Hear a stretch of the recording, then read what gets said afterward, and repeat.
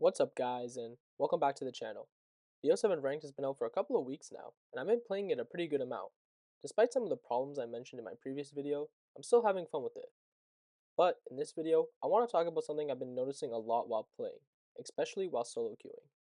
I squad up with my boys when I can, but when they're not on, I'm in the trenches of solo queuing alone.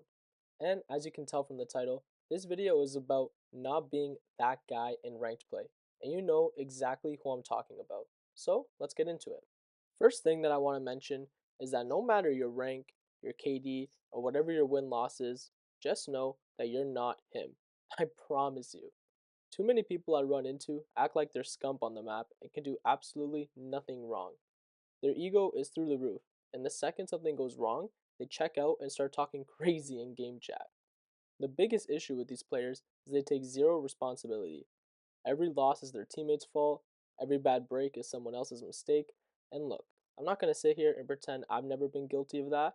We've all had those moments, but if we're being honest, it's not productive at all. There are always plays in a match where we could have made a better decision. And I think it's important to realize that ranked isn't CDL champs. You and your random teammates are not going to play perfect, coordinated COD every single map. It's ranked. No one is winning every single game. Another thing that turns you into that guy is becoming an absolute crybaby in game chat. This one might be the worst, because once you start whining, you've basically decided the game is chalked, and not only do you check out, but your teammates hearing you check out as well. And to me, that's absolutely wild. In hardpoint, you're literally one or two clean rotations away from flipping the whole match, and in overload, the game can swing fast if there's time on the clock. The second you mentally quit, you're making it way harder for everyone else to actually come back into the game and actually give the team a chance at winning. The next thing I'd say is acting like you know everything on the map. Especially in Plat and Diamond, I run into a lot of players who think they have the perfect read on the mode every single time. They can't take criticism, can't adjust, and assume their way is the only way to play. And if you don't do what they think you should do, you're trolling. The reality is, though, most people are trying to win. They might make bad decisions, sure, but they're not intentionally throwing the game.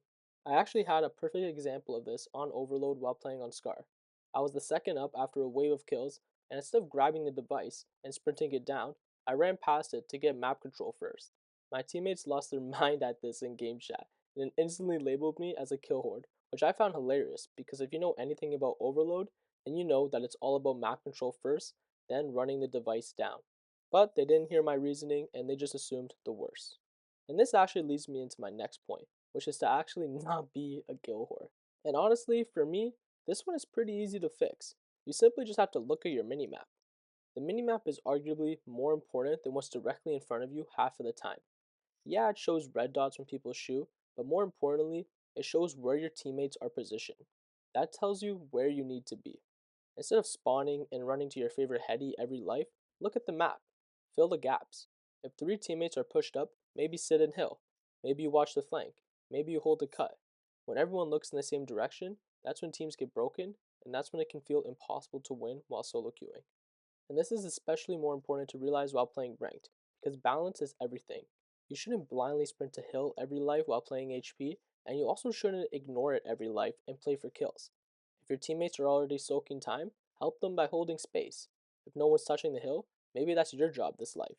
While playing ranked, you don't get the luxury of locking yourself into one role every match, as ranked doesn't work like that, as you're not a coordinated team. Now, moving on to another point, I want to specifically talk about this because it happens a lot while solo queuing. Recently, I've actually started going into game chat more, even while I'm duo queuing. And yeah, sometimes you run into that guy that I've been talking about, and it's unbearable. But other times, you find chill dudes who just want to win, and suddenly, you basically got a mini 4 stack. And when this happens, the game becomes way more enjoyable. So I'd say, if you're solo queuing, at least try hopping into game chat at least at the start of the match. Give it a few minutes. You might be surprised how much easier the game feels when you're actually communicating instead of silently assuming everyone on your team is trolling you. And honestly, being in game chat naturally lowers your chances of becoming that guy. It's harder to have a full victim mindset when you're actually working with your team and actually hearing them communicate to you while trying to win. And yeah, that pretty much wraps it up for this video. At the end of the day, just don't be that guy. Ranked is way more enjoyable when everyone drops the ego a little, plays the map more properly, and actually tries to win together. You not only make it better for your teammates, but you'll actually make it better for yourself, funny enough. And if you enjoyed the video, feel free to subscribe and drop a like. I've been pretty locked into BO7 Ranked lately, so if that's your thing, stick around, and let me know in the comments if you ever run into that guy in your games. And that pretty much does it for me, so I'll see you guys in the next one. Later.